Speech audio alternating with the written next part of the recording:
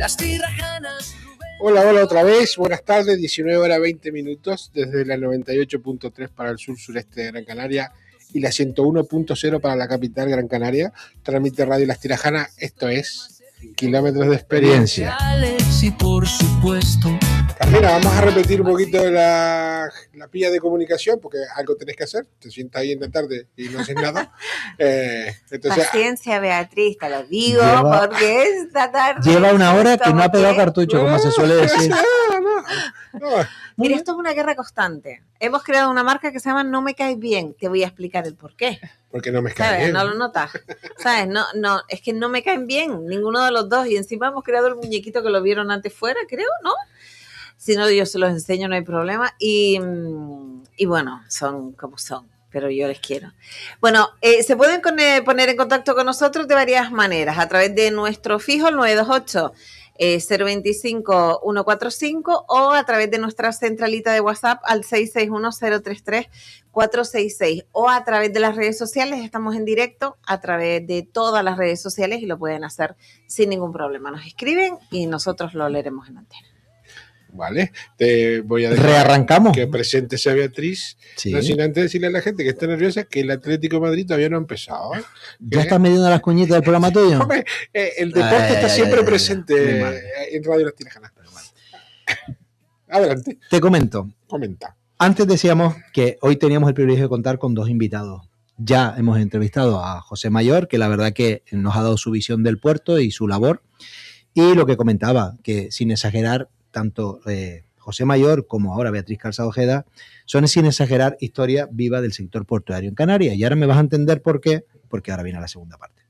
Beatriz Calzado Ojeda es una figura pública relevante en Canarias, especialmente vinculada al ámbito portuario, jurídico y político. Te resumo lo importante y sin relleno, porque hay miga. Nació en Las Palmas de Gran Canaria en el año 72, es licenciada en Derecho por la Universidad de Las Palmas de Gran Canaria, y actualmente, desde agosto del 2023, es presidenta de la Autoridad Portuaria de Las Palmas, siendo, ojito, la primera mujer en ocupar ese puesto en la historia del puerto de Las Palmas. Es decir, el puerto era un lugar de hombres, hasta que llegó Beatriz. Este cargo es clave porque gestiona puertos estratégicos como La Luz en Gran Canaria, Arrecife en Lanzarote y el puerto de Rosario en Fuerteventura. Es abogada especialista en urbanismo, planeamiento y ordenación del territorio y tiene una amplia experiencia en gestión pública y proyectos territoriales. Como trayectoria política, consejera de Juventud del Cabildo de Gran Canaria, consejera delegada de la empresa pública GESPLAN desde 2015 al 2019 y diputada en el Parlamento de Canarias desde el 2019 por Coalición Canaria. Tiene vínculo familiar histórico con el puerto de La Luz, lo que ha influido en su perfil dentro del sector portuario. Y su nombramiento fue importante no solo políticamente, sino también por romper la barrera en un sector tradicionalmente masculino. ¿Qué te parece? Una mujer de armas tomar, porque hay que entrar al puerto. Cuidado, que viene en curva. Los puertos modernos no son como los de antes. Bienvenida, Beatriz. ¿Qué tal? ¿Qué tal? Buenas tardes. ¿Todo bien? Muy bien, encantada de estar aquí. ¿Cóó estuvo el tráfico para llegar aquí a la radio? ¿Como el del puerto, no? No, ¿No? Aquí estaba un poquito más fluido. No, mejor. ¿Cómo llega? ¿Cómo es la infancia de Beatriz? Beatriz de niña, ¿soñaba en un barco, en el puerto?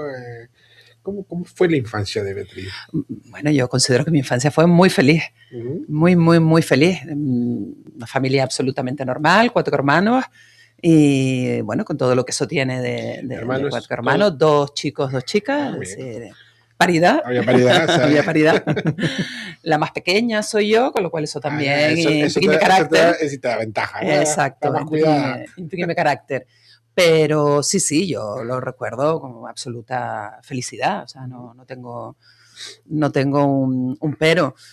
Barcos, la verdad es que siempre me ha gustado el mar y en particular y los barcos. Yo era desde pequeña de las que nos metían en el agua, ahí en las canteras, o íbamos también mucho a Lanzarote y me tenían que sacar por la oreja del agua arrugada como una pasa, porque, bueno, era como mi medio, ¿no? Donde me encontraba muy a gusto. Y sí es verdad que yo creo que mi padre nos transmitió el amor por los barcos, no solo por el mar.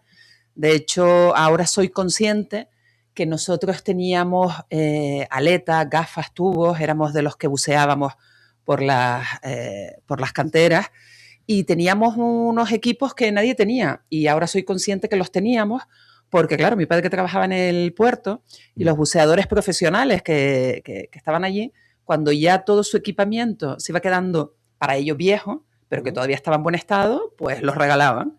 Y entonces mi padre que los traía, y claro, y el resto de niños iban con las aletas típicas estas de plástico, las azules, Sí, que le dabas 2 aletadas y no avanzabas nada, y nosotros íbamos con nuestras aletas profesionales. con la última tecnología. Con la última tecnología, que de 2 paletazos nos colocábamos detrás de la barra en las canteras. Entonces yo creo que para nosotros, bueno, sin tener ese contacto directo con el puerto, sí nos transmitió mi padre que, bueno, ese tipo de cosas. Y después desde mi casa se veía la avenida marítima, se veía una parte del mar. Y mi padre que siempre, cuando estaba allí, que miraba por la ventana y pasaba un barco, nos explicaba, pues mira, este barco es un tipo de barco y viene de no sé dónde y trae no sé qué, y nos iba contando las historias de esos barcos. Entonces yo creo que, bueno, pues eso queda. Tu papá sí era un entusiasta, ¿no? Le gustaba los Sí, barcos y sí, mi de una padre forma u que... otra, didácticamente le fue sin querer, quizás. Sin querer. Yo metiendo. recuerdo también, quizás por ser la pequeña, que yo recuerdo muchos fines de semana o festivos que, claro, mi padre que trabajaba en una consignataria y esto es a demanda. Cuando viene el barco, viene el barco. No conoce horarios ni días festivos. Y yo recuerdo que más de una vez nos llevaba allí mi padre que un fin de semana al muelle y estábamos ahí en el muelle grande, bueno, pues ahí en su oficina o en el muelle, esperando a que él terminase y ahí estábamos. Así que yo creo que, bueno... No me sorprende, mi mujer le pasaba lo mismo con mi suegro, también era del puerto y llegaba al barco ruso el domingo o el sábado y se pasaba el sábado y el domingo, y de hecho cuando tenía vacaciones, vamos a dar una vuelta. ¿Y dónde iba? Al puerto. O sea que no me sorprende esa historia, era muy normal. Sí, o sea, sí. era parte Mi amiga Bea buscaría un marinero de ojos azules y te encontró a ti, pero bueno, es lo que le tocó, es lo que le tocó a la pobre. Muy bien. Pero, y bueno, entonces fuiste creciendo con eso, ¿no? Pero bueno, en tu currículum ha sido política, diputada, tal. ¿Y cómo vas llegando? ¿Cómo te va llevando el mundo al sector del puerto? Realmente no era algo que yo tuviese en mi cabeza. O sea, yo siempre pienso, bueno, sobre todo lo pienso ahora, ¿no? A todo lo pasado, que si durante la carrera, mientras estudié Derecho, no me hubiese metido en política, posiblemente una opción hubiese sido el puerto, ¿vale? Pero bueno, durante la carrera me metí como representante de alumnos y bueno, y esto es todo una rueda, vas, efectivamente. Y ahí entré directamente en política y ya me fui a esa parte, ¿no? Evidentemente terminé la carrera, obviamente, porque eso yo creo que sí es importante, que la gente que se dedique a política, que se forme, que estudie, que tenga su formación. Y después también tuve la suerte que alguien me aconsejó muy bien. Y cuando terminé la carrera, aunque me ofrecieron formar parte de alguna manera pues de algún equipo en el gobierno de Canarias, bueno, que en aquel momento pues tenían posibilidad de ofrecerme un puesto de eventual o bueno, algo así. Y alguien yo creo que me aconsejó muy bien y me dijo, no, termina de formarte, ten tu experiencia en tu lado privado, fórmate también como profesional en lo privado, que ya las cosas vendrán. Y creo que fue el mejor consejo que me dieron. Bien. Y efectivamente, durante muchos años me dediqué, bueno, pues a mi parte privada y a ejercer como lo que soy, que es abogada. ¿Y la Beatriz de joven quería ser política de primer momento o tenías otra idea? A mí, yo soy de esas personas que desde pequeña todo el mundo me decía, esta niña va para política. Siempre estaba metida en todos los berenjenales, siempre estaba defendiendo las causas perdidas, siempre estaba protestando, siempre. O sea, creo que... ¿No te tuviste otra lesión? Yo creo que era mi camino. Para bien o para mal, eso no lo sé, pero creo que sí. Siempre me ha gustado implicarme en las cosas. No soy capaz de pasar por encima de las cosas. Si veo algo que no me gusta implicarme. Bueno, a veces tendré razón, yo a veces me equivocaré y además entiendo que me habré equivocado muchísimas veces, pero bueno, soy de ese tipo de de persona y creo que por lo tanto uno de los cauces normal es la política. ¿Y cómo lleva la familia de una joven adolescente que poco a poco se va interesando por la política, que poco a poco coge los problemas de la sociedad, como tú dices, me he metido, no lo he podido dejar pasar? ¿Cómo lo llevas? Porque eres la menor, eres la protegida de la casa. Claro, y hombre, meterse en política suele normalmente tener un lado muy bueno, aquel que lo hace de vocación y para ayudar suele ser muy reconocido, pero suele ser muy ingrato, suele ser muy tramposo, suele ser un poco turbio, ¿no? Sí, a ver, yo creo que de las primeras cosas que aprendes es que si cuando tú entras en política no puedes esperar que nadie te felicite, que nadie te diga qué bien, qué bien, qué bien. Es verdad que hay gente que te lo dice, pero tienes que saber que estás sometido a la crítica y que hay opiniones totalmente legítimas por parte de todo el mundo y hoy en día, bueno, pues con las redes sociales, bueno, pues sabemos también lo que hay y tienes que aprender a llevarlo. A mí efectivamente me duele más por la familia, por ese entorno que no tiene la culpa de que yo esté donde estoy y que a veces en determinados momentos pues se pueden sentir mal, ¿no? Porque mis hijas en un momento dado decir, conchale, es que es mi madre, ¿no? Y que a lo mejor le estén diciendo algo feo o qué tal. Yo también intento explicarles, ¿no? Oye, esto es por esto. Yo creo que quien peor lo lleva es mi madre, es quien peor lo lleva, pero porque ella... a ver si soy capaz de explicarlo. Yo cuando tengo que tomar una decisión sobre algo que tengo que hacer, involuntariamente pienso en mis padres. Es decir, si yo tomo esta decisión, mi padre que ya falleció, pero bueno, como si estuviera vivo, se sentirían cómodos. Es decir, yo podría tranquilamente seguir mirándolos y decir, he hecho esto, o no. O realmente no tendría manera de explicarlo, me costaría, sería un problema. Y eso a mí me da una medida, porque si yo sé que no tengo manera de explicárselo, que no hay manera de justificarlo, posiblemente no sea la decisión correcta, posiblemente no esté actuando correctamente. Entonces eso a mí me sirve también de guía, ¿no? Para poder tomar decisiones. ¿Esto qué significa? Que mi madre sufre mucho. Sufre mucho por las cosas que hará esta niña, que no se equivoque. Cuando sale alguna crítica es como, pero tú te equivocaste, lo hiciste bien, lo hiciste mal, esto cómo es, ¿por qué te dijeron esto? Entonces, bueno, pues hay que intento explicarle también, pues para que ella entienda que bueno, que esto es normal, que uno toma una decisión y no puedes pretender que le gusta a todo el mundo, sino intentar que sea la solución correcta o la mejor decisión. Yeah, incluso es difícil que ella comprenda porque nos deja de haber una diferencia generacional. Sí. Y no siempre, aunque los hijos actuemos bien, no siempre está bien visto por nuestros padres. Sí. O sea, es un poco complejo esa medida que te has puesto. Es un tema más de principios, de saber si realmente estás traspasando un límite o no. Es decir, yo soy una persona... Más a lo moral, ¿no? Efectivamente. Que a lo que es la actividad yo posiblemente sea de mis hermanos y de mi entorno, siempre he sido como la más rebelde, la que no ha pasado por determinadas cosas. Ser rebelde en otros tiempos era malo. Ser rebelde no es malo. No tiene por qué ser malo. Simplemente... bueno, creo que todos, da igual el color de político que seamos, en algo nos rebelamos. Y si no, no seríamos... Efectivamente, yo creo que eso es consustancial a la naturaleza humana y no pasa nada. Pero lo que tú dices, la barra de medir a mí me gusta, porque al final tú tienes que... O sea, cuando tomas una decisión como político, ¿no? Que va a afectar a muchas personas, al final tú dices, la que voy a tomar no va a gustar a todo el mundo.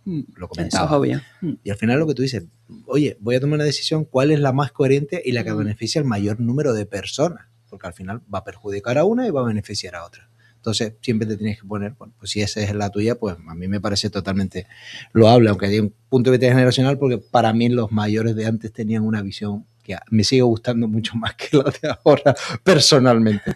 Pero bueno, que mientras se hagan las cosas con coherencia está bien, no vas a gustar a todo el mundo y siempre habrán críticas y es muy difícil lidiar con ello, ¿no? Que era otra de las cuestiones que quería preguntarte, era, claro, empiezas como política, diputada, tomas tus decisiones, pero también tienes una familia detrás. Mm. 2 niñas, tu marido, tus perros.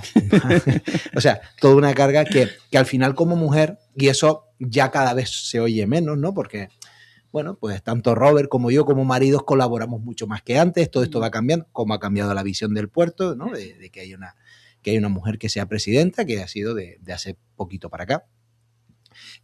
Toda esa sobrecarga durante todo este tiempo donde las cosas no habían cambiado tanto, ¿cómo lo has podido, cómo lo has sobrellevado? Porque al final es como un doble trabajo que teníamos todos. Mi madre no trabajaba. ¿Te quieres preguntar cómo lleva la vida profesional y la de la casa? ¿Pero por qué lo resumes así? Porque Se nota que eres uruguayo. lo quieres preguntar ya y te está dando vuelta. Mira, que Bueno, cuando dijiste la que cuestión ayudabas en casa, Carmina se metió contigo. A ver, yo me puedo dedicar ahora al puerto como presidenta de la autoridad portuaria porque me coge en un momento en el que ya mis hijas son mayores. Si no, sería muy complicado. Yo he tenido otras responsabilidades políticas con mis hijas pequeñas y hemos sobrevivido. Evidentemente, la intervención de mi marido básica, es decir, él ha ejercido de padre, madre y de todo. Y además es de estos hombres que no tienen ningún problema en echarse la casa a cuestas y tirar para adelante y en hacerle coletas y trenzas a las niñas cuando eran pequeñas. No les quedaba muy bien, pero oye, la intención se valoraba muchísimo. Eso dice mi hija, y para mí estaba bellísima cuando yo era pequeña. Efectivamente. Y también, por supuesto, contando con muchísima ayuda, no solo de las abuelas, los abuelos, tíos, sino también de madres, de padres, de amigos, de los padres y madres de las amigas de mis hijas que nos ayudaron muchísimo, muchísimo para sobre todo yo poderme dedicar a esto. Pero es verdad que, bueno, más o menos lo podíamos llevar entre horarios de clase extraescolares, bueno, todo el mundo sabe ya de lo que hablo. Pero es verdad que con mis hijas pequeñas hubiese sido imposible asumir la presidencia de la autoridad portuaria. O sea, absolutamente imposible. El esfuerzo que requiere, la dedicación que requieren nuestros puertos hubiese sido muy, muy, muy, muy complicado porque requiere no solo muchas horas de trabajo, mucho tiempo, sino también muchos viajes, que esto a veces la gente no lo entiende, el decir, oye, pero ¿por qué viajan? Y además bajan al otro lado del mundo. Pues mira, esto no sé si Pepe se lo pudieron preguntar o si él lo contó, pero él lo explica muy claro. Pepe es de los de toda la vida. De hecho, Pepe conoció a mi padre en el puerto. En el puerto los clientes se van a buscar y se van a buscar fuera, al extranjero. Contó, sí. El cliente no lo tienes aquí. Entonces, tienes que ir fuera, donde está el cliente. Tienes que ir a buscar la carga, tienes que ir a buscar la mercancía. ¿No? Hay que ir a mostrar lo bien que lo hacemos. Efectivamente. Eso lo dijo. Tienes que ir fuera. Y la maleta la tienes que tener siempre preparada, porque es así. Y ahora mismo estamos en un momento donde casi todo ese potencial, por nuestra parte, está en América. ¿Vale? Todo lo que es América Latina. Y te tienes que ir para allá, y un viaje allí, pues lleva el tiempo que lleva. Unas 14 horas de vuelo, más o menos. Efectivamente. Como China, más Nosotros o menos. hemos llegado a ir recuerdo el viaje que fuimos a Buenos Aires, que creo que fue el primero que yo hice. Fuimos un día, llegamos, tuvimos una reunión, un día, al mediodía del día siguiente, y esa misma tarde ya volvimos. O sea, estuvimos más tiempo en lo que era el viaje de vuelta, pero había que tener esa reunión, y además reuniones que tienen que ser presenciales. Entonces, ese ritmo con niños pequeños es complicado.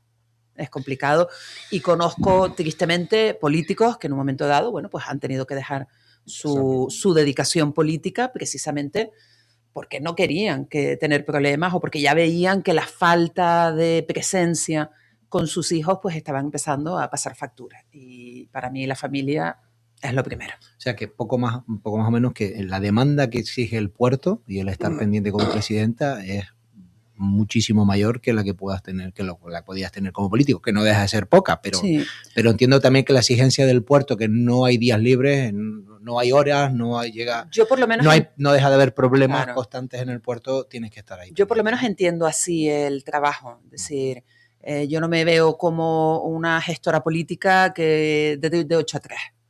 No me veo. ni sentada en mi despacho firmando o dando órdenes. No me veo. Se nota. A mí me gusta Es que meterme en las estar en el cosas, tema, ¿no? gestionar, estar con unos, estar con otros, y afortunadamente en el puerto, bueno, pues he podido configurar un equipo, porque sin equipo no somos nada, y creo que tenemos un muy buen equipo en el puerto que han entendido perfectamente esta forma de trabajar, y bueno, yo creo que algunos los tengo un poco quemados, pero eso, lo llevan bien. O sea, eso es muy complejo, porque entiendo que el puerto es un mundo tan diverso, o sea, africano, sudamericano, asiático, europeo, todos tenemos distintas culturas, distintas formas de ver las cosas, y yo creo que en más de uno de estos casos, vaya, ¿y con una mujer tengo que tratar? No creo que igual, no creo que esté lejos de la realidad, ¿no? No. ¿Verdad? Lamentablemente es cierto que vamos evolucionando, Sí, todo el sí, mundo sí. cada vez va evolucionando, pero todavía no hemos llegado a la perfección y estamos muy lejos. Sí, yo me he encontrado de todo. ¿Cómo lidias con eso? Lidio porque yo vengo de un mundo también muy masculinizado, es decir, yo mi carrera profesional en la urbanismo, ordenación del territorio, bueno, pues también con mucho hombre, es verdad que cada vez entraban más mujeres, pero bueno, también es un sector con mucho hombre, y yo quizás por mi carácter llevo bien las cosas, no me tomo muy en serio, y así, bueno, pues mi capacidad de ofenderme es muy baja, es decir, intento no tomarme las cosas Personalmente. a nivel personal, respetar absolutamente todas las posiciones, incluso cuando, bueno, pues alguien que no le gusta o que dice cosas desagradables, bueno, pues intento llevarlo a un tema más de, no es nada personal, es simplemente, bueno, pues que no le gusta cómo pienso o las decisiones que tomo o cómo gestiono, pero no lo llevo a más allá ni le doy mayor importancia. Y me pasa exactamente lo mismo con este tema de los hombres. Yo sé que a algunos les costó y les sigue costando. Hombres y mujeres, porque la mujer también suele También, ser pero un poquito... este concepto de ¿qué va a saber una mujer del puerto? Sí. sí, Pero también es verdad que me he encontrado con muchísima gente, mujeres, pero también muchos hombres, bueno, que me abrieron las puertas perfectamente a colaborar, a enseñarme también, a guiarme también. Y en eso yo, bueno, pues creo que hay unos profesionales maravillosos, tanto en la autoridad portuaria como a nivel de empresarios, y con ellos trabajo perfectamente. Yo tengo dos preguntas siempre de esa. Una un poquito más sensiblera y otra un poquito más profesional. Mira, a ver, que yo soy de las que lloro, pero no, a la mínima, bueno, ¿eh? ostras, pues... En ese micrófono han llorado varias personas. A ver, siendo la primera mujer en liderar la autoridad portuaria, no solo marca un hito histórico, ¿no? La primera más sensible, que lo mismo lloramos los dos, pero bueno, cuando lo consigues y te pasó por la cabeza el decir, oye, papá, lo conseguí, mira dónde estoy. Sí. Tú que me explicabas que era un barco. Esto no me lo puedes Mira, hacer aquí. míralo. Es que te la tenía que hacer. Venga, te rompo el hielo con la segunda. Y a nivel político, ¿qué decisiones concretas crees que se nota tu forma de liderar como mujer ahora mismo? A ver. Para romper el hielo de la primera. Sí, porque mira cómo estoy. Yo advertí, yo cuento una anécdota muy rápida. Yo he llegado a estar parada en una calle, en mitad de la calle, encontrarme dos personas al lado que están hablando de algo que yo no las conozco de nada, y solo de la conversación que están teniendo echarme a llorar. Porque me emociono. Oye, bueno, tengo ese punto, ¿qué le vamos a hacer? Hay de todo en esta vida. Mira,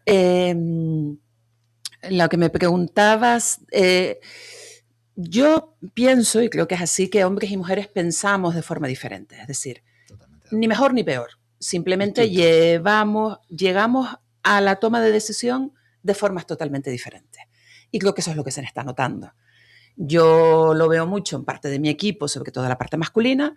Hay un problema y sobre la marcha, o sea, al minuto ya me están poniendo una solución. No, entonces hacemos esto. Digo, respira. Vamos a respirar. No, vamos a tener en cuenta todos los factores. Son más racionales las mujeres que los hombres. Yo creo que tenemos en cuenta más cosas. Entonces, es verdad que a lo mejor a la hora de tomar una decisión nos tomamos más tiempo, pero analizamos más cosas. Y a lo mejor llegamos al mismo punto. Pero en medio de todo eso, hemos analizado más factores y van surgiendo cosas. Y ya me ha pasado varias veces en ese trabajo de pensar que de repente surgen cosas y me ves como no habíamos tenido en cuenta este factor, y este factor nos va a llevar a esto o nos va a llevar a lo otro. Entonces, creo que ahí es donde se está centrando la diferencia. No considero, ni me creo yo para decir gestiono mejor o gestiono peor. No, es simplemente formas diferentes de pensar, formas diferentes de analizar, de llevar a las cosas. Yo soy de tomarme muy en serio las cosas, es decir, no, lo que decía al principio, yo soy incapaz de pasar de perfil por los temas, y eso sí me lo han dicho. Dice, es que te estás metiendo en temas que a lo mejor otra persona no hubiese entrado, pero es que creo que hay que hacerlo. O sea, no podemos estar solo para figurar. Realmente tenemos que mojarnos y eso tiene un desgaste. Pero es que en eso se trata la gestión, y en este caso la gestión política. Tienes que asumir que puedes tener un desgaste siempre y cuando pienses que lo estás haciendo correctamente. ¿Vale?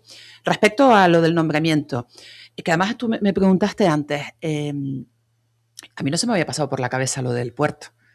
Y cuando me lo propusieron, me lo propuso Pablo Rodríguez, el que es ahora consejero de Transportes del Gobierno de Canarias y es el secretario insular de Coalición Canaria, fue él el que me lo propuso y me dijo que sepas que te he propuesto para esto.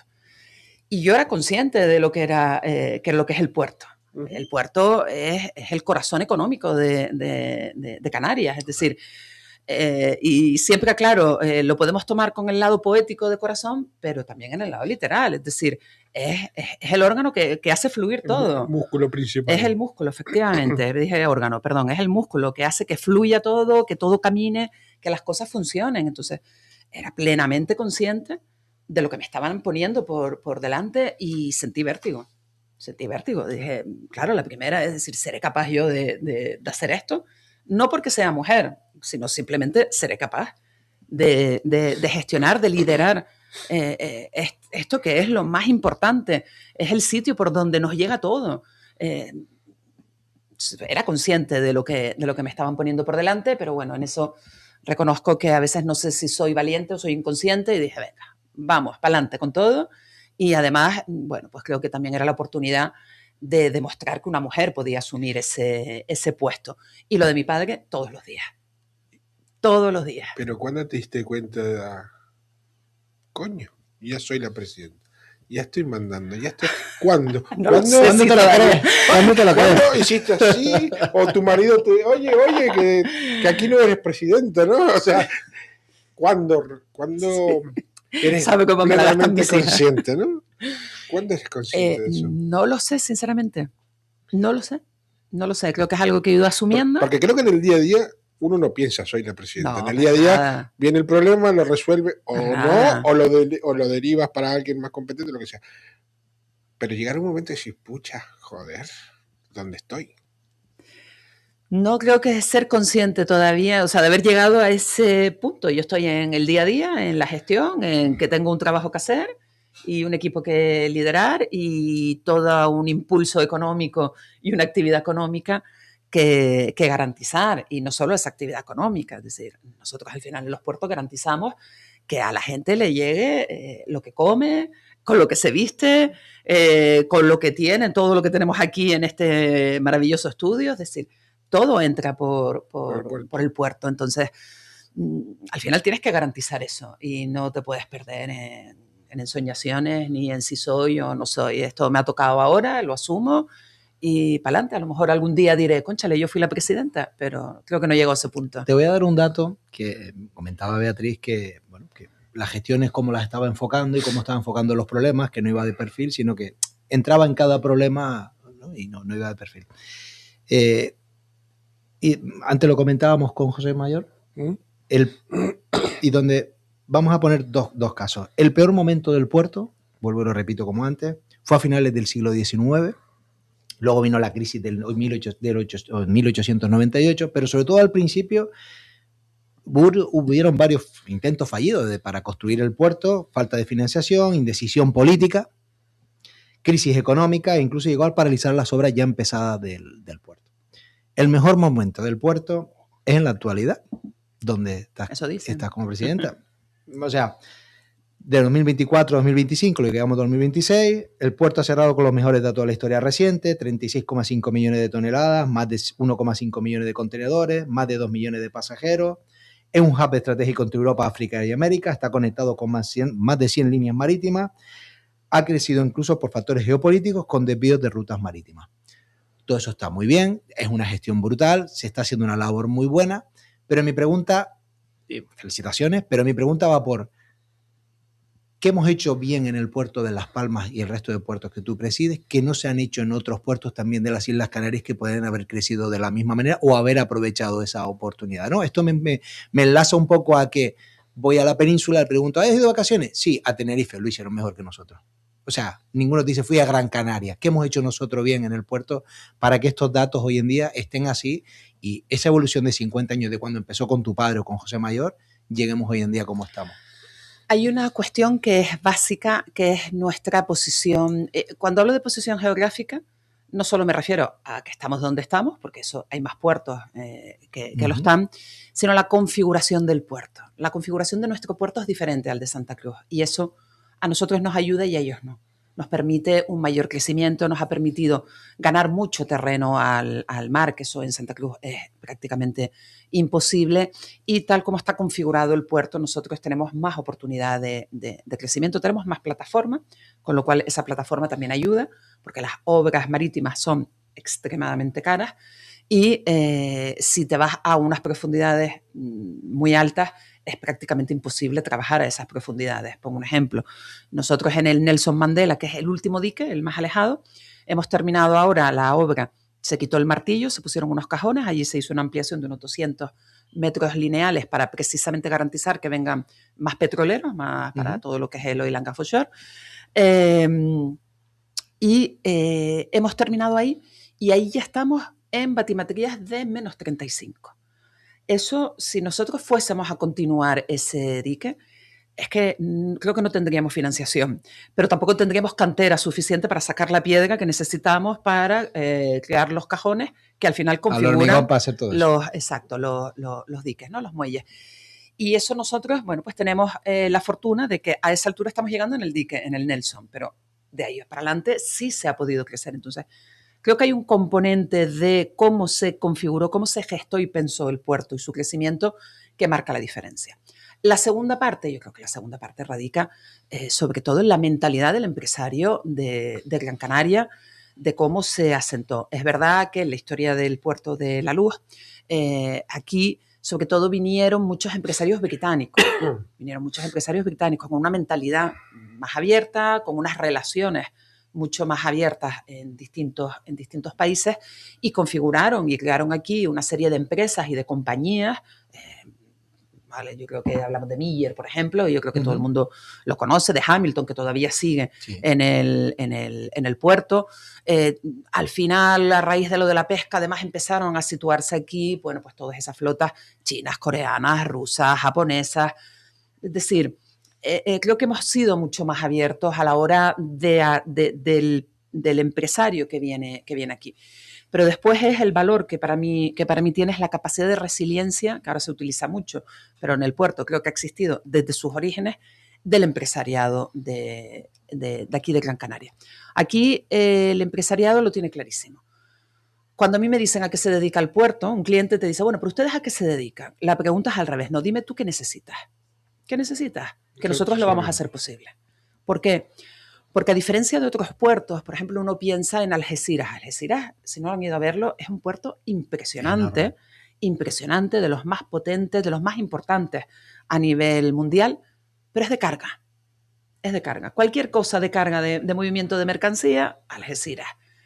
Nuestros puertos son lo que se llama multipropósito. Tenemos de todo, absolutamente de todo. ¿Por qué? Porque somos puertos de paso y porque tenemos que garantizar que todos los barcos que llegan aquí reciben lo que necesitan. Entonces, ese mismo carácter al final va haciendo que las empresas se vayan adaptando a las necesidades del mercado, que tengan esa capacidad de ver de forma estratégica qué es lo que el mercado va a necesitar y yo me voy a adelantar. Y creo que eso marca mucho la diferencia. Y creo que también en general, y se ve en la ciudad de Las Palmas de Gran Canaria, siempre ha sido muy cosmopolita. Hemos tenido absolutamente de todo. Y eso tiene que ver con el puerto también. Entonces creo que esa misma dinámica, que la podemos remontar muchos años atrás, es lo que ha marcado el paso del puerto de La Luz y lo que ha marcado la diferencia a lo mejor con el desarrollo de otros puertos del mismo entorno. Tú, no sé qué fue, creo que Tenerife hicieron mejor. Yo creo que lo lo que hicieron fue poner las dunas en la publicidad. Después le erraron en la Lo han cruz hecho del bien, aeropuerto. lo han hecho Le bien. erraron en la cruz del aeropuerto. Y como ves, en el puerto también le están Todos errando. los peninsulares que van de vacaciones, todos dicen, he ido a Tenerife, lo han hecho bien.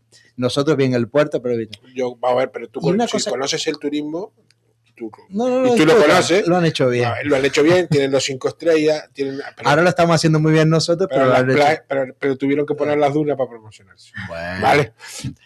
Son las 19:55. sí. Una pregunta y nos tenemos que ir a Publi. Cuidado Pero con la- tengo no muchas. te vas- Yo con no te Beatriz vayas tengo todavía. preguntas aquí. Todavía no te vayas a la IA, no te Bueno, vayas a, no. a lo que traen los argentinos Una- ahora para acá y todo eso. ¿no? Una pregunta un poco comprometida, no estaba en tu mandato, pero si hubiese estado, y en medida de tus posibilidades, ¿vale? Un poco para mojarse, en tu mandato, el puerto de Las Palmas antiguamente era un puerto franco. ¿Se tendría que haber evitado eso? Que desapareciera como puerto franco. ¿Cuál es tu opinión? A ver, realmente se eliminan los puertos francos porque vamos evolucionando hacia otras cosas y en teoría el sistema que se pone venía un poco a suplir ese concepto de puerto franco, es decir, el que tengamos una zona franca, que además todas las zonas francas de Gran Canaria son de suelo portuario, tanto Las Palmas de Gran Canaria como Arinaga es dominio público portuario, el que tengamos SEC, zona especial zona canaria, el que tengamos un régimen económico y fiscal diferenciado, es decir, al final se supone que con toda esa bolsa tendríamos que tener más o menos, no exactamente igual, más o menos. El problema es que yo pienso sinceramente que no hemos sabido desarrollar, no hemos sabido desarrollar en su totalidad esas herramientas que tenemos. Y el esfuerzo lo tenemos que poner en desarrollar esas herramientas. Es decir, si nosotros somos capaces de desarrollar el funcionamiento, por ejemplo, de nuestras zonas francas, como hemos visto en otros puertos de otros países, estaríamos en una situación muy buena de poder atraer inversión, además con unos incentivos, con unas bonificaciones fiscales muy interesantes para los inversores, con entrada de mercancía, bueno, pues mucho más factible. Después también es verdad que nosotros no podemos olvidar que tenemos que proteger también nuestro producto local, porque si no, aquí ya dejaríamos de producir lo poco que se produce. Cuando estamos en una dinámica de producir más, intentar incentivar nuestra economía local, nuestra producción local, y eso implica que tenemos que proteger de alguna manera todo aquello que entra que puede poner en situación de debilidad por ejemplo, efectivamente, todo nuestro producto local, pero también tenemos que seguir avanzando. Yo creo que se ha hecho un trabajo importante, pero tenemos que seguir avanzando en que nuestro producto, cuando exportamos, se coloque en la península, como mínimo, que es nuestro territorio continental más cercano, en las mismas condiciones que cualquier producto del resto del territorio continental, para que pueda competir en igualdad de condiciones. Es decir, yo no soy tanto de mantener la nostalgia del pasado. Creo que las cosas evolucionan con errores, con aciertos, pero ahora mismo tenemos unas herramientas y unos instrumentos que lo que tenemos es que dedicarnos a desarrollarlas mucho más de lo que se ha desarrollado ahora, de realmente sacarles todo el jugo para poder determinar también, oye, esto no funciona, hay que corregirlo, o mira, esto funciona bien, pues vamos a ver si hay que mantenerlo e incluso implementarlo. Entonces, sí, pero a don José y a doña Francisca la canasta familiar se encareció. Sí, cierto. Y cuando éramos Puerto Franco, éramos una economía más barata, más accesible. Eso se ha encarecido y los sueldos no se han igualado. Entonces, claro, ¿cómo le explicamos? Yo entiendo, tenemos que evolucionar, el mundo evoluciona y esto va a ser lo mejor, pero estamos pagando eso hoy. Es que yo creo que forma parte, es decir, esto no lo podemos tratar de forma aislada de un solo elemento, esto forma parte de un global, José decía de todo que un era modelo. La Unión Europea. A ver, la Unión Europea tiene mucho que decir y nosotros hemos sido muy críticos con la Unión Europea. Yo misma he sido muy crítica con la Unión Europea, con reglamentaciones que está sacando, con normativas que nos hacen un daño tremendo. Y nuestra lucha, yo por lo menos llegué en el año 2023, en agosto, en septiembre, el 15 de septiembre, ya estaba sentada con Puertos del Estado con un tema muy gordo, como eran todas las directivas ETS, que son las emisiones, el derecho de emisiones, para entender cómo era posible que Europa hubiese aprobado esto, que nos hace un daño tremendo y nos hace perder competitividad respecto a otros puertos que no son europeos y que por lo tanto van a ser van a ser la competencia. Otra es decir, normativa diferente. efectivamente, entonces nosotros estamos peleando con Europa para decirle, mira, no me puedes poner normas que lo que me haga a mí, que soy tu territorio europeo, me dejes a mí en situación de debilidad. O sea, esto no puede ser, porque a nosotros, yo siempre explico, y se lo explico cuando voy a la península con el resto de puertos, que nuestro problema en los puertos no tiene que ver con la cuenta de resultados de las empresas portuarias, que nos encanta que les vaya bien y que haya mucha actividad y que se genere empleo, porque eso significa que la cosa marcha. Nuestro problema es mayor, es que los puertos garantizamos la conectividad y la cohesión territorial de un territorio aislado, fragmentado, región ultraperiférica de Europa, y que por lo tanto no podemos bromear con estas cosas, nos las tomamos muy en serio. Yo siempre digo que a mí cuando me toca la conectividad de mi tierra, salto. O sea, ahí no tengo amigos. Salto porque para nosotros esto es básico y si no lo entendemos, tenemos un problema. O sea, no nos la podemos jugar. Tienes que hacerle entender tú, en esas reuniones, al gallego, al catalán, al de Algeciras, que aquí es una isla, que es diferente. Pero yo te pregunto, es una lucha que la tiene que dar el gobierno de Canarias, por supuesto. Pero ¿y el gobierno central? Claro. ¿Y en qué está el gobierno central? ¿Nos apoya? ¿O de momento vamos perdiendo? Mira, yo intento siempre, no me gustan las polémicas estériles porque no van a nada, ni todo este ruido, ¿no?, que tenemos últimamente que no va a nada. Yo me quedo con un dato. El ministro actual de Transporte hace, yo creo que un año y pico, ya cuando empezamos a tener datos ya de todo esto de las ETS, él públicamente pidió disculpas porque entendía que el gobierno de España no había estado a la altura para defender ante Europa la inconveniencia, por no utilizar otra palabra, de la directiva de ETS, por el daño que nos causa. Y yo creo que eso lo explica todo, es decir, no hace falta añadir nada más. Eso lo explica absolutamente todo.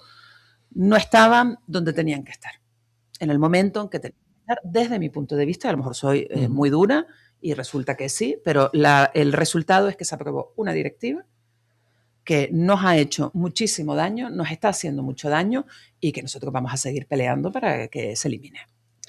Tenemos que ir a Publi. Vamos a ir a Publi un minutito, pero queda, porque yo sé que Rubén te va a preguntar por la IA, te va a preguntar por un montón de cosas, y viene un barco con virus, es argentino, yo lo digo. Porque era uruguayo, ¿no? Y tenemos más preguntitas para Beatriz. Bien. Publi. La búsqueda del talento es un viaje hacia la voz propia, una voz que grita lo que tantos tienen que decir. Entra en talentocanario.es y descubre lo que la diseñadora y tecnóloga Elena Corchero y el experto en inteligencia artificial David Masía nos han contado sobre el talento en el emprendimiento. Talento Canario, un movimiento para inspirar. Gobierno de Canarias, Islas Iguales. Uf, ¿sientes como el asfalto se derrite y los huevos se fríen en la acera? Tranquilo, que no cunda el pánico. En Polar Técnicas Frigoríficas somos tu oasis particular y además somos el servicio oficial de Midea, Jiapsu y HTW. Olvídate de los sudores y los abanicos de papel. Hacemos mantenimiento para que tu aire acondicionado funcione como un pingüino en el Polo Norte. Damos servicio a empresas que no quieren ver a sus empleados como pollos asados y a domicilios donde el sofá no se pega a la espalda. No te achicharres más. Visita polartecnicasfrigoríficas.com o llámanos 639-880-680. Polar Técnicas Frigoríficas. Somos la solución más fresca y con garantía oficial. Sálvame de esta soledad. ¿Tienes problemas con cucarachas, pulgas, chinches, garrapatas, hormigas o incluso ratas? No te preocupes, en Ambiana somos tu solución definitiva para el control integral de plagas. Con más de 40 años de experiencia, nuestra empresa familiar se adapta constantemente a las nuevas técnicas y tratamientos para ofrecerte la mejor protección. En Ambiana somos expertos en eliminar cualquier tipo de insecto que pueda invadir tu hogar o tu empresa. Además, contamos con un control de aves y tratamiento de maderas, todo con garantía certificada por el Gobierno de Canarias. Visítanos en nuestra oficina, Centro Comercial Eurocenter, local 143-144 en Playa del Inglés, o llámanos 928 77 21 82. Ambiana, tu bienestar es nuestra misión. ¿Sabes por qué debes elegir Ortidal? porque nuestros clientes son una prioridad, al igual que todo el gran equipo humano de Ortidal, ya que después de 30 años nos hemos convertido en una gran familia. Porque desde sus humildes comienzos hace 30 años, siempre hemos apostado por un trato personalizado y con la mejor calidad en nuestros productos y marcas. Estamos a tu servicio en la calle Casuarinas, desde el número 76 al 82, en el Polígono Industrial de Arinaga. Teléfono 928 18 23 23. Ortidal, porque somos tu mejor elección. Comprar cerca, bien conectado y sin intermediarios. En la zona industrial y comercial de Arinaga te esperan más de 700 empresas con todo lo que necesitas para tu día a día. Variedad, accesibilidad y compra directa en la zona industrial y comercial de Arinaga. Lo inteligente es comprar aquí. Promueve AENAGA, financia Ayuntamiento de Agüimes. Atención, amantes de los peluditos. En la casa de Stitch sabemos que tu mascota es parte de la familia, por eso te ofrecemos un servicio integral para cuidar de su salud y bienestar, desde consultas y cirugías hasta un pequeño hospitalito donde recibirán la atención que merecen. Atendemos a perros, gatos y a veces también a esos adorables animales exóticos, porque en nuestra clínica cada vida cuenta y cada patita es importante. Recuerda que trabajamos con cita previa, así que llámanos 828-125-810 para agendar tu visita. Estamos en la calle Conde de la Vega Grande, en el encantador Castillo del Romeral número 11. En la casa de Stitch, tu mascota es nuestra prioridad.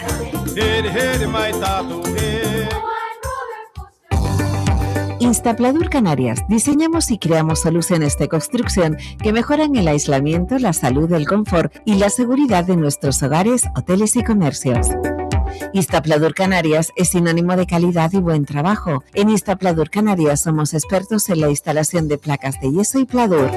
Instapladur Canarias aporta salud, seguridad y ahorro energético a su hogar o negocio. Si está pensando en realizar una obra o reforma, no dude en pedirnos presupuesto sin compromiso. 691-347-289. Instapladur Canarias.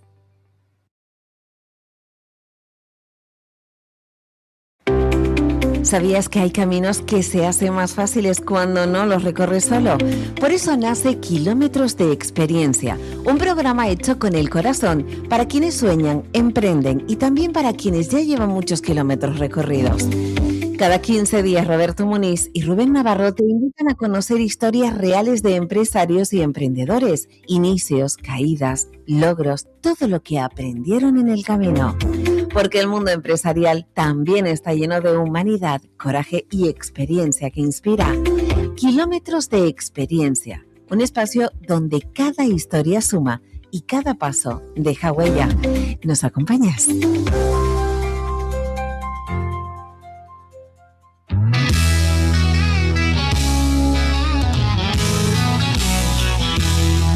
Los martes cada 15 días en radio. Seguimos, 20 horas, 8 minutos. Y seguimos aquí. La tarde más calurosa de los últimos tiempos. Yo no sé si Beatriz tendrá algo de culpa con el puerto, pero los turistas ya no estaban empezando a reclamar el dinero porque la isla estaba muy lluviosa últimamente. Bueno, después del spoiler que me has estado haciendo, voy a preguntar. Sí, yo te estoy esperando. Antes comentaba, Beatriz, que una de las que el puerto que estaba creciendo, que estaba teniendo pues una serie de ampliaciones, hace poquito en el muelle de Reina Sofía se hicieron unas ampliaciones con los cajoneros y demás. Pero sé que hay una ampliación bastante ambiciosa, ¿no? El puerto, creo entender, y corrígeme si me equivoco, que uno de los grandes problemas que puede tener ahora es la salida de la circulación del puerto, que pasa por el medio de la ciudad, que se está buscando la solución. Pero tengo entendido que se ha proyectado hace años, o hay en proyecto, como un dique, una esfinge que sale desde el otro lado de la ciudad que intentaría conectar puertos. ¿O había algún proyecto? ¿Qué nos puedes contar que relaciona a eso? Eso es un proyecto de hace bastante, y de hecho hace no demasiado alguien nos lo nombró y como que lo desempolvaron, ¿no? Dijeron, oye, es verdad, este proyecto que existía. Si no me equivoco, lo que te estás haciendo referencia Pues fíjate, yo creo que era alcalde de Las Palmas, José Manuel Soria, si no me equivoco, cuando se sacó todo lo del frente marítimo. Exacto. Y en ese frente marítimo alguien proyectó una posibilidad de conexión con el puerto por fuera, por el mar. Y bueno, hay opiniones de todos los gustos. Yo en estas cosas no suelo opinar porque creo que para eso hay profesionales, ingenieros, que son capaces de decir es viable, no viable, es posible, no es posible. Después ya le ponemos nombre y apellido, es decir, lo que cuesta, ¿no? Lo que eso significaría. Pero es verdad que ese es un proyecto que yo creo que en su día murió, es decir, ahí se quedó dormido, pero es verdad que hace no demasiado alguien lo comentó y dijeron, oye, pues a lo mejor habría que echarle una pensada a ver si eso es posible. Es verdad que es muy complicado, es decir, porque nosotros tenemos un tráfico terrestre, que evidentemente es el istmo de la Isleta, para eso se supone que está la obra de Belén María, todos sabemos que el problema fundamental está en Torre Las Palmas, que hasta que ese nudo no se arregle, los atascos van a seguir, pero bueno, hay un proyecto y ahora mismo lo que se está ejecutando es lo de Belén María, pero nosotros tenemos un tráfico marítimo también, donde cualquier obra que se haga no puede afectar ese tráfico marítimo. Yeah. Entonces, cualquier tipo de obra que se hiciese tendría que tener en cuenta los movimientos de los buques, que además los barcos que llegan, bueno, pues ayer o hace 2 días llegó un barco que es espectacular, no sé la altura que tiene, pero es una altura muy considerable, que es un barco de apoyo a todo lo que es actividad offshore, que están en el Atlántico, en el norte del Atlántico, y que lo que hacen es prestar ayuda pues para temas de offshore, de las perforadoras, de drill ship o cualquier actividad de construcción en esto. Y bueno, tienen unas grúas altísimas, es decir, que no pensemos que los barcos son algo echadito que no ocupa volumen, no, tiene mucho volumen, con lo cual cualquier alternativa que pase por poner alguna especie de puente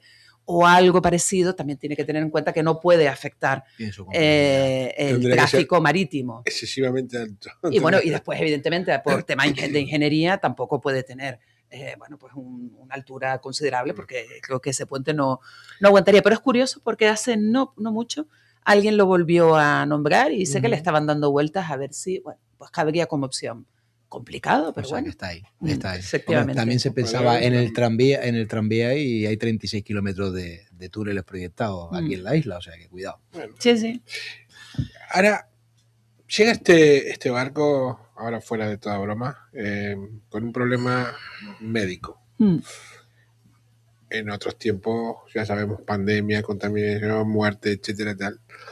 Hoy, entiendo, hay un protocolo que prevé mucho, pero ¿cuántos puntos distintos o empresas diferentes están alertas? Desde, entendemos, sanidad, alimentación, limpieza y mucho más para recibir a este barco. A ver, yo sé que lo que voy a decir a veces no gusta. Yo justamente quiero que no sea políticamente correcto. Nosotros llevamos 2 días con el barco del virus, donde llevamos 2 días diciendo que no está previsto que ese barco venga a Las Palmas y no nos creen. Hay una alerta. O sea que todavía no está previsto que venga. No. Aunque dice que viene. Claro, de hecho, la primera cosa que nos llamó la atención cuando dice, no, es que el destino final era Canarias. Y yo, claro, lo primero que hicimos fue llamar a nuestro operador de cruceros y decirle, oye, ¿estaba previsto que llegase este crucero a Las Palmas? No. Vale. Hablo con el presidente de la Autoridad Portuaria de Santa Cruz de Tenerife, que también él estaba alertado, y ayer hablamos por la tarde, y en Tenerife tampoco estaba previsto que viniese este crucero. Y dijimos, pues no sé de dónde ha sacado alguien, se ha dedicado a decir que tenía previsto que viniese a Canarias. No estaba previsto que viniese a Canarias. Entonces, si no está previsto que viene a Canarias, lo normal es que no venga a Canarias. Entonces, yo creo que los medios a veces van rápido buscando la noticia, y cuando nosotros les decimos, le damos la información y les decimos, es que no hay nada de esto, es como que no nos creen. Dicen, no, es que no nos quieren dar información. No. es que nosotros estamos en constante comunicación, en el caso nuestro aquí en Las Palmas, con la Capitanía Marítima, para decir, oye, ¿hay algo de esto? Y la noticia que tenemos hasta el momento en que he entrado por esa puerta en el que ya no estoy comunicada y a lo mejor ha habido algo distinto, es que no se ha previsto en ningún momento que ese barco llegase aquí a Las Palmas. Es verdad que está la OMS, la Organización Mundial de la Salud, está el Ministerio de Sanidad de España, porque esto en todo caso compete a Sanidad Exterior, que es el ministerio, no es competencia ni autonómica ni de las islas, y están viendo a ver cómo evoluciona. Y las noticias que nosotros tenemos es que ese barco está fondeado en Praia, en Cabo Verde, en el que estaban a la espera precisamente de los informes médicos para la OMS para ver cómo actuaban, donde se ha previsto ya, al parecer, evacuar a las personas enfermas que se las iban a llevar directamente a Países Bajos. Y esta es la información que tenemos. Y aquí ya nos están situando en qué protocolos hay que aplicar. Y le hemos dicho, no estamos en ese momento. Entre otras cosas, vamos a ponernos en ese momento porque no decidimos nosotros. Es decir, si a nosotros nos llega una orden que nos dice, ustedes tienen que recibir este barco como otros que llegan con otras vicisitudes y hay que recibirlo en función de por qué venga, pues habrá quién es el competente. Normalmente, pues en este caso los competentes suelen estar en los ministerios. Ministerio de Defensa, Ministerio del Interior, Ministerio de Sanidad, la OMS, el organismo que sea, que ya te indica cómo hay que actuar. Entonces, en ese momento dirá, oiga, pues hay que actuar de esta manera y ustedes como puerto tienen que dotarse de esto, tienen que poner estas limitaciones, tienen que controlar, y será en ese momento cuando se decida. Nos pasa como cuando viene un barco con droga, exactamente igual, donde si nos viene al puerto, pues nos dicen desde el Ministerio del Interior, oiga, y estos son los protocolos y cómo tienen que actuar. Con lo cual, a día de hoy, en este momento en el que yo estoy hablando, salvo que haya ocurrido algo fuera. Te lo digo ya, curiosamente acaban de publicar en el Canarias ahora, Canarias 7, la empresa responsable del crucero infectado por hantavirus asegura que su plan es dirigirse a Canarias, pero cuando sigues leyendo, el diario te dice, la empresa responsable del crucero infectado por hantavirus asegura que su plan es dirigirse a Canarias, pero la OMS había anunciado que evacuará a los sospechosos de hantavirus a Países Bajos, mientras España plantea que el barco no pare en el archipiélago. Efectivamente. O sea que aquí, en la misma publicación, te pone en el titular por una cosa, pero cuando lees por dentro ya te vas encontrando otra cosa totalmente diferente. Sí. Pero bueno, ante una situación como esta que pudiera ocurrir, oye, porque puede ser un barco lleno de canarios. Que acabamos de salir hace nada, hace 2 días de una pandemia mundial. ¿No? Y aquí entramos también en qué protocolos tiene el puerto, igual que cuando ahora pues tuvimos no hace muchos años en Gran Tarajal el vertido de las 7 gabarras que se hundieron, que era de un propietario, creo que era chino. Esa gabarra, es decir, ahora con tema de contaminaciones marinas, etcétera, etcétera. Cuando hubo aquella época, aquel suceso, de hecho se creó, corrígeme si equivoco, como una especie de comité de plan de emergencia marítimo de Canarias, donde está el profesor Jesús Cisneros también involucrado con el tema de absorbentes y demás. Es decir, todo ahora de virus, barcos, cruceros, vertidos, etcétera, etcétera. ¿Qué protocolos nuevos ha adoptado el puerto? ¿Qué medidas nuevas de decisión rápida? Pasó también lo de la ONEF no hace mucho, no era en tu mandato y se terminó hundiendo en la zona de Maspalomas o hacia afuera. Es decir, fue el barco a Fuerteventura, al final vino para acá. O sea, todo eso hoy en día que cada vez está habiendo más incidentes de este tipo, ¿qué protocolos el puerto tiene hoy en día que hace unos años no tenía? A ver, en el caso nuestro, nosotros lo que gestionamos aquí en Gran Canaria es el Puerto de la Luz, es Arinaga y es Salinetas. Salinetas lo que pasa es que es un puerto que eminentemente lo que hace es recibir el combustible un puerto para el consumo de la isla. Y después Arrecife y Puerto del Rosario, que son los puertos de interés estatal. Efectivamente, yo creo que en los últimos años, a raíz de muchas cosas, pues cada vez hay más protocolos, cada vez hay más medidas de todo tipo. Nosotros, por ejemplo, en materia de seguridad hablo de seguridad de los buques, seguridad de las mercancías, estamos sometidos a la Comisión Europea de Seguridad, donde estamos constantemente actualizando protocolos, mejoras, implementando con medidas de seguridad. Por ejemplo, algo que no gustó nada fue el cierre de los muelles, pero nos viene obligado por Europa. porque nosotros no podemos estar en la lista de puertos no seguros. Tenemos que garantizar unas medidas de seguridad, tenemos que demostrar que somos un puerto seguro, que aquí a ningún barco le va a pasar nada, que la mercancía. Porque cuando hablamos de seguridad en el puerto, la gente piensa, vale, esto es para que a nadie le caiga algo encima o para que no le atropelle una plancha. No, eso va por otro lado. La seguridad es así de fría, pero la seguridad es hacia los buques y hacia la mercancía. Nosotros tenemos que garantizar esa seguridad y por eso estamos en constante renovación de protocolos, nos están testeando continuamente, la Comisión Europea viene, nos analiza, nos somete a todo tipo de pruebas para garantizar que somos seguros. Algo que para nosotros es importantísimo, que has nombrado, el tema de los vertidos. El puerto de La Luz es la gasolinera del Atlántico Medio. Después de Algeciras, es el puerto que más combustible suministra en todo el sistema portuario español. Y es nuestro sector estratégico. No sé si ustedes han visto, cada vez tenemos más barcos fondeados, la mayoría vienen a tomar combustible. Y aquí la toma de combustible es muy característica y de hecho en determinados países nos ponen como ejemplo, porque la toma de combustible, el 90% se hace en fondeo, no se hace atracado. ¿Fondeo te refieres a los que están fuera del puerto? En fondeo, no hace falta que atraquen en muelle. El que atraca... Exacto. El que atraca en muelle es como que va a la gasolinera, donde se enchufa. Como que en el semáforo te carguen combustible. Claro. No tienes que ir a la gasolinera. Los muelles tienen unas galerías subterráneas que ahí va pasando el combustible que va a los operadores. Okay. ¿Vale? Y entonces se enchufa como si tuviese la gasolinera. Y bueno, pues también tiene riesgo, todo tiene riesgo. Pero por eso digo. Pero evidentemente, tal. Ustedes tengan en cuenta que nuestro puerto es 24/7. Eso que significa que no cierra. Que aquí lo que se prima es la rapidez. En el tráfico marítimo la rapidez es oro, porque un día más, unas horas más, mucho dinero, se traduce en mayores costes al final del producto que uno va a comprar en la tienda. Entonces, el suministro de combustible se hace en fondeo y se hace también por las noches. Se hace con gabarras, ¿vale? Entonces, las medidas de seguridad son extremas, porque se tiene que garantizar que no haya ni un solo vertido, ni un solo derrame. Nuestro índice de accidente o de cualquier tipo de cosa no llega al 0,02% de unas 15.000 escalas que recibimos al año en el año 2025. Con lo cual el índice es ínfimo, bajísimo.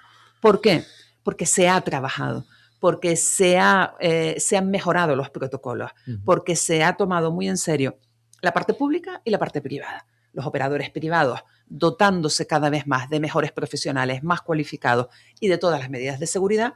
Y nosotros como parte pública tenemos un servicio de medio ambiente muy bueno, que es SEPCAM, es maravilloso, es decir, gente súper profesional que se lo toma en serio. Y después tenemos lo que se llaman las barreras oceánicas. Cuando ustedes ven que a veces se despliegan unas barreras alrededor de algún barco que está tomando suministro de combustible, es por evitar, si hay algún derrame, hay algún vertido, que eso no salga fuera del entorno que está rodeado esa barrera. Y nosotros además como puerto tenemos ya, que adquirimos el año pasado, la última barrera oceánica, que esto significa que si hubiese un derrame en aguas portuarias, desplegaríamos las barreras que tenemos y lo cerraríamos completamente, garantizando que nada llega fuera del puerto, no llegaría nada a las alcaravaneras y sobre todo lo que nos preocupa, que no llegue nada a la potabilizadora. ¿Por qué? Porque las corrientes van hacia allá y si llega la potabilizadora tendría que dejar de funcionar, con lo cual nos cortaría a todos porque no podemos correr el riesgo de que entre agua con algún tipo de vertido en lo que es el suministro de las personas. ¿Hasta cuántos kilómetros? Pues tenemos una complejidad, ¿no? Vivimos del turismo. Las islas no se pueden permitir un Prestige. Yo vivía en Galicia cuando en la época del Prestige. Yo creo que la voracidad del mar, los vientos, Galicia creo que se ha recuperado en tiempo récord, pero a un costo económico muy importante, pero que creo que aquí se multiplicaría por 100. ¿Hasta dónde compete a ustedes esa seguridad? ¿Cuántos kilómetros está? O sea, un barco fondeado en alta mar, pero coño, si derrama el combustible va a llegar a las dunas, va a llegar a Mogán, va a llegar... Está delimitado lo que son las aguas portuarias. ¿vale? Todo lo que es aguas... El otro pertenecería a el otro es costas, normalmente es costas, y después está la Capitanía Marítima, que son los encargados también de SACEMAR. Ellos tienen las competencias para sancionar en casos de cualquier tipo de, no solo vertidos, cualquier tipo de actividad ilegal, extraña, que haga cualquier buque. Son provinciales, por lo tanto, en toda la provincia. Nosotros tenemos bien delimitado todo lo que es la lámina de agua, las aguas portuarias, que ahora mismo nosotros estamos, bueno, ustedes lo ven donde están los barcos, un poquito por encima de la Plocam, ¿vale? Más o menos, un poquito por ahí, y después hacia el norte, por detrás de la Finja, en la isleta, ¿vale? Todo eso es responsabilidad nuestra, ¿vale? De cualquier cosa que pase. ¿Qué es lo que ocurre? Que, bueno, pues hay barcos que van a pasadas las 12 millas, que por lo tanto ahí están en tierra de nadie, y a lo mejor ahí hacen una barbaridad. Eso no es competencia nuestra, no lo es. Y a lo mejor las corrientes hacen que algo de eso llegue a nuestras costas, pero eso no es responsabilidad nuestra. Nosotros nos responsabilizamos, nuestra competencia y nuestra responsabilidad está dentro de lo que son las aguas portuarias. Razón no le falta, y los que conocemos un poquito el puerto, hemos tenido familiares en el puerto, sabemos que no hace muchos años habían zonas específicas en alta mar donde se lavaban las sentinas y eso las corrientes iban para otro lado y no venían a Canarias. ¿Les puedo contar una anécdota? Sí, claro. La anécdota, ella ya se ríe porque sabe lo que voy a cantar, lo que voy a contar. ¿Ustedes saben lo que son los charranes? No. El charrán es una ave que es como la gaviota, pero es más pequeña. Es una ave, entre otros sitios, vive aquí en Canarias. Y el charrán tiene una característica muy particular. Es una ave que necesita estar limpia y por lo tanto necesita estar sumergiéndose en el agua constantemente para sentirse limpia. Pero además tiene una característica, que es que necesita secarse rápido, porque si no se seca se muere, ¿vale? Es decir, no puede vivir con humedad, tiene que secarse. Los charranes, si viven en ámbitos de aguas sucias, mueren. ¿Por qué? Porque necesitan estar constantemente limpiándose. No se llegan a secar y mueren. Con lo cual, cuando un charrán vive en una zona en aguas y está allí y hay una comunidad de charranes, significa que las aguas están limpias, ¿vale? Porque si no, el charrán no viviría. ¿Y dónde está la mayor comunidad de charranes de Canarias? En el Puerto de la Luz. De hecho, ustedes los pueden ver. Esto además es un trabajo que hacemos con el Cabildo de Gran Canaria y además nos sentimos súper orgullosos. De hecho, si ves mi móvil, mi foto de perfil del teléfono del puerto es una foto que me encanta, que me sacaron cuando soltamos unas crías de unos pollos de charranes, y son mis manos con un charrán en la mano, porque para mí es un símbolo de que, oye, las cosas se están haciendo bien. Y te digo, la comunidad más importante, más numerosa de charranes la tenemos en el puerto. Tenemos puestas además, que ustedes si van por la zona de la Plaza de Canarias, lo que queda entre el Arsenal y el Centro Comercial Muelle, y hay unas plataformas. En esas plataformas anidan los charranes. Y después se les ha generado también por todo lo que es la zona del nido, en la zona de la isleta. Allí también hay unos riscos, hay unas zonas para que estén los charranes. Eso habla bien también de los barcos, porque donde atracan los grandes cruceros, justamente allí, efectivamente. ¿No? Tengo una preguntita de las mías. Sí, yo te la iba a robar, pero te la voy a dejar hacer. No. Ya vas a ir con la inteligencia artificial. No. Voy a tirar por otro lado. A ver. Beatriz, si pudieras acelerar una sola decisión clave del puerto, sin obstáculos, ¿cuál sería? Una. Venga, te puedo dejar dos. Es muy complicado. ¿Qué te gustaría acelerar ya de hoy para mañana? De esto tiene que hacerse ya, tiene que salir ya, esto. A nivel de actividad, la eólica marina. La eólica marina. Creo que la eólica marina offshore es una grandísima oportunidad. Como lo de la Plocán. Sí.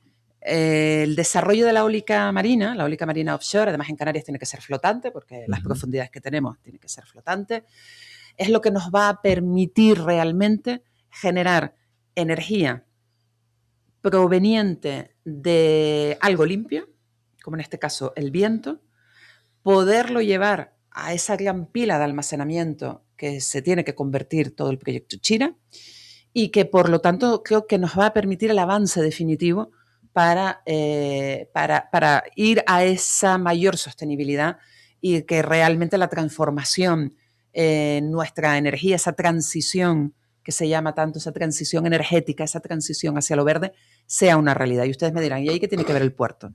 Pues los puertos ocupan un papel fundamental en el desarrollo de la eólica marina, la eólica offshore, porque para todo ese desarrollo de esos parques eólicos marinos necesitan los puertos que sean los que traigan los componentes y los ensamblen, que sean los que trabajen en esa tecnología, no solamente en el ensamblaje, sino también en lo que es la reparación. Y para esto tenemos unos grandísimos astilleros. En nuestro puerto, voy a sacar pecho, somos los números uno, somos el referente en el sistema portuario español en reparación naval, una cualificación altísima que tenemos en nuestro puerto con unas empresas maravillosas y unos astilleros fantásticos. Y todo eso va a formar parte de la eólica. Eso no solo va a permitir que avancemos en esa transición energética, es que nos va a permitir también eso que tanto buscamos de la diversificación económica. Los puertos son ejemplo de diversificación económica. Este desarrollo de la eólica puede ser la diversificación definitiva, por lo menos ese paso definitivo por todo lo que se va a generar alrededor de tecnología, de innovación, de formación de nuestra gente, de posibilidad de empleo, de avanzar, de generar una cadena de valor alrededor de la eólica offshore. Creo que es una oportunidad que no podemos perder y ahí estamos, bueno, pues exigiéndole al gobierno de España para que saque ya la subasta que tiene que sacar, y le hemos pedido que sea Canarias la primera, porque es la comunidad autónoma que ha hecho los deberes para posicionarnos realmente como un referente, no solo en España, en todo el Atlántico medio. Pero eso sería... Ahí en el puerto se está haciendo ya algo referente con esto, Cemex, Canary Concrete, de unos dados de hormigón para... Pero de ¿verdad? esto de lo que estamos hablando es el desarrollo definitivo, es decir, es tener un suelo en el puerto dedicado a eso exclusivamente. Dedicado a esto, y que además toda la industria auxiliar que ya existe, con un conocimiento, con ese know-how que tienen las empresas del puerto en descargas pesadas, todo lo que se llama bueno, pues todo lo que es la descarga pesada que ya se hace en el puerto, todo ese conocimiento poderlo aplicar a la eólica offshore. Creo que es una oportunidad que tenemos por delante y que no podemos dejarla escapar. ¿Y quién puede ser nuestro socio ideal aquí? ¿Europa? ¿China? No, aquí hay empresas muy cualificadas. De hecho, ya se está conformando todas unas relaciones de empresas, empresarios de aquí, de Canarias, que apuestan por este desarrollo. También, evidentemente, con nexos, por ejemplo, con Navantia, que es la empresa pública del gobierno de España, que también es el referente en todo esto. Y después, evidentemente, nosotros vamos por ahí a las ferias y contactamos con noruegos, con canadienses, sobre todo el norte de Europa, que son los grandes especialistas en estos, y que, por lo tanto, evidentemente, todo esto es una unión de muchos. Y lo bueno es que en este sector tienen claro que el éxito viene de la unión de muchos, no de la pelea de unos contra otros, que eso no nos lleva a nada. Falta la segunda. Dale. ¿Qué te quita el sueño como presidenta hoy por hoy? Un cierre del puerto, el no ser capaz de mantener la actividad, el no garantizar la conectividad. Eso me quita el sueño. El que pueda tomar una decisión errónea que tenga consecuencias nefastas para nuestra gente. Porque yo al final, siempre que lo decimos, los puertos ya no son solo muelles, no son infraestructuras, que también lo son, no son barcos, que también lo son. Los barcos al final, los puertos al final son la gente que viven del puerto directamente por sus empleos, pero sobre todo es que es nuestra gente, es nuestra población, es nuestra tierra. Es decir, yo lo repito siempre, donde quiera que voy, el puerto cierra 2-3 días y ya empezamos a sufrir. Entonces, eso no nos lo podemos permitir. Nosotros tenemos que garantizar esa conectividad y esa cohesión territorial que pasa porque nuestra gente tenga todo lo que necesita en las tiendas, en su casa, que la industria aquí pueda desarrollarse porque llegan los componentes, que llegan en el tiempo que tienen que llegar, porque llegan a un precio que se puede pagar.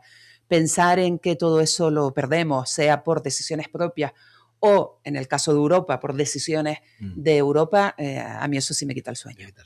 Pero ¿quién nos pone ¿quién nos está frenando? Porque nosotros aquí tuvimos, lo comentábamos también hoy, con el mayor de la NASA europea, que no me acuerdo cómo se llama.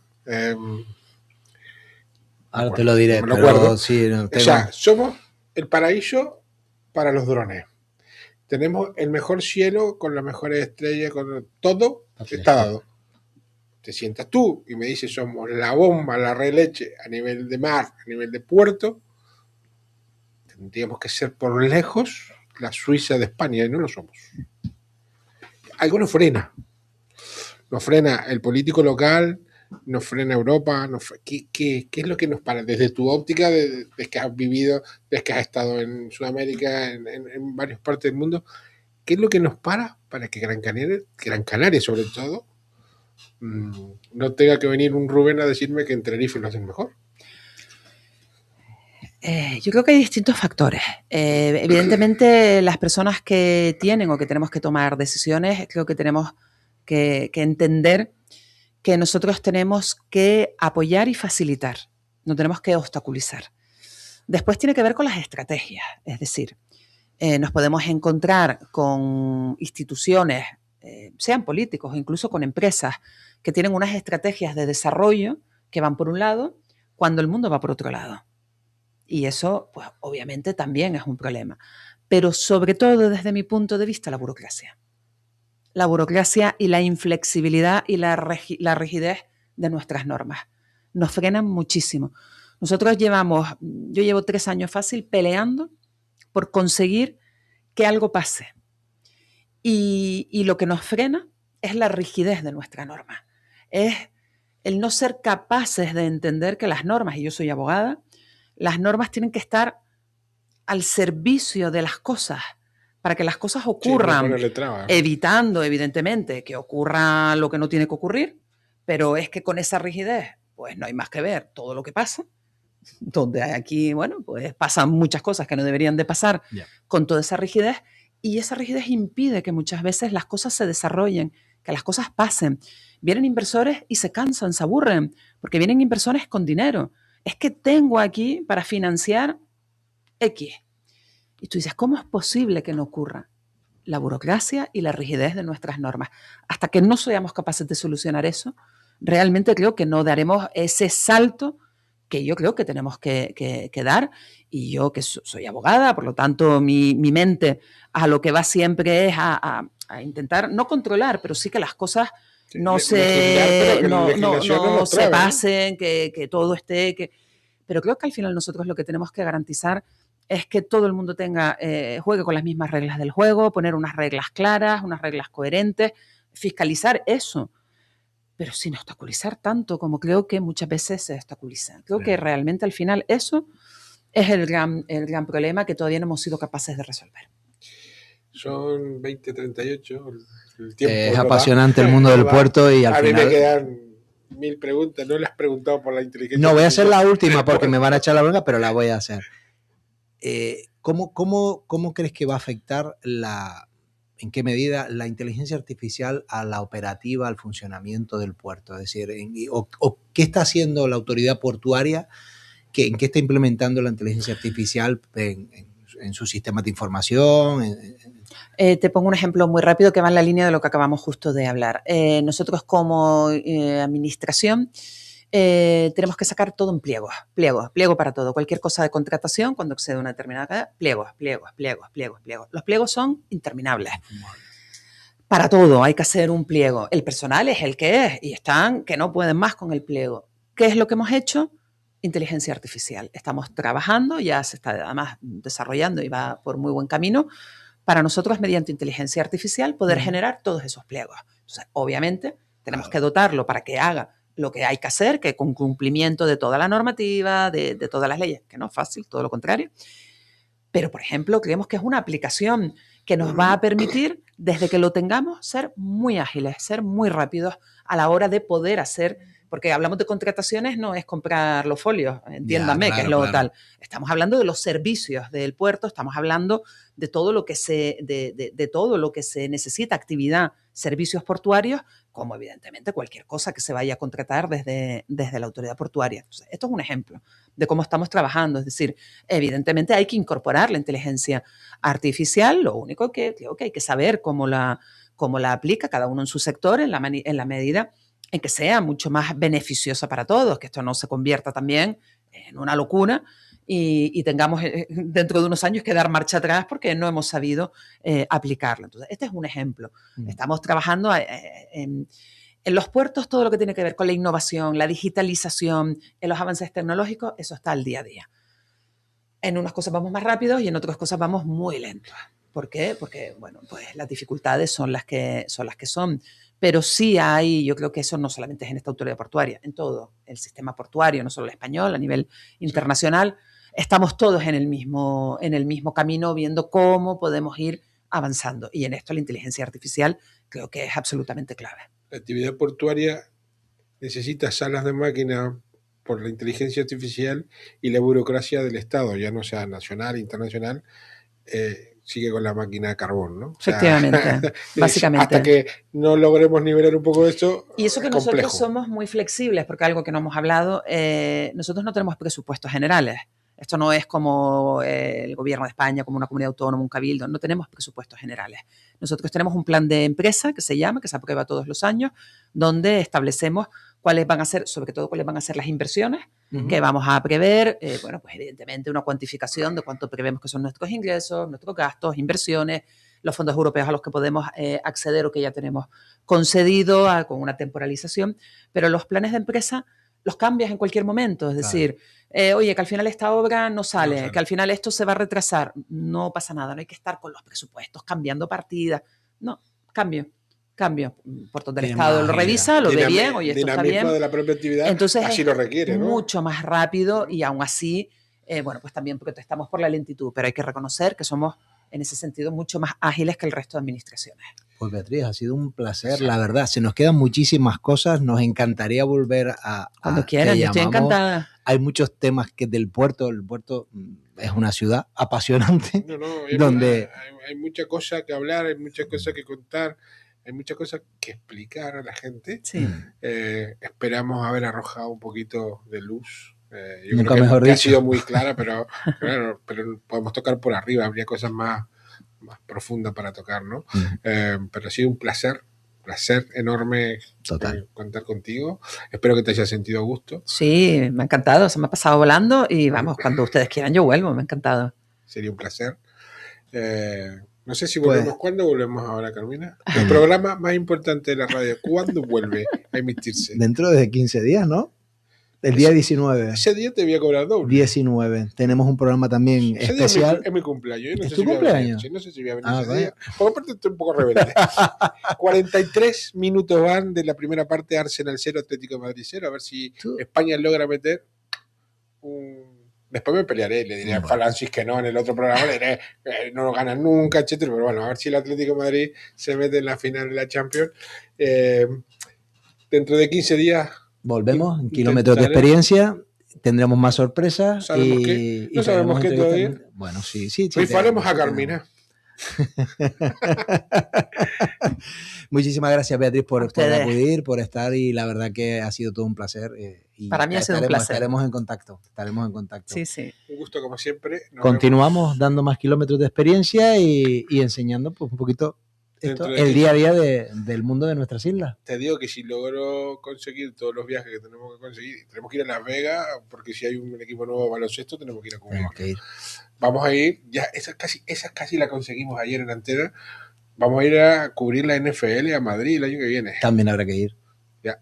Y al circuito de Jerez. Me estoy peleando en la inauguración del Mundial de 2030, pero no en España, en la parte que va a jugar Uruguay. Pues, señores, 20:44, nos vamos. Muchas gracias, Beatriz. Ha sido un placer realmente contar contigo aquí hoy. Muy buenas noches.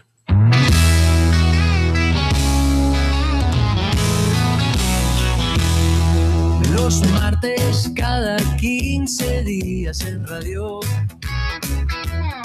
Las tirajanas, Rubén.